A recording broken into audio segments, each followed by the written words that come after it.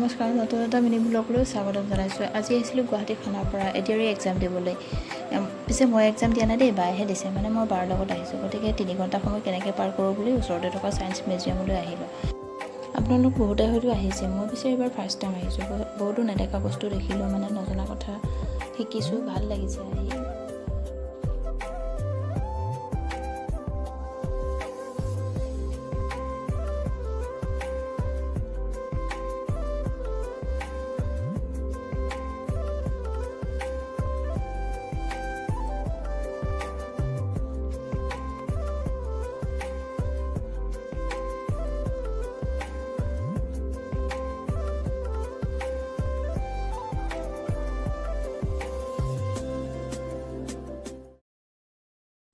পিছে আজিৰ ভিডিঅ'টো ইমানখিনি। যদি চাই ভাল পায় like, comment, share and subscribe কৰি দিব। তেন্তে আজিলৈ বাই বাই।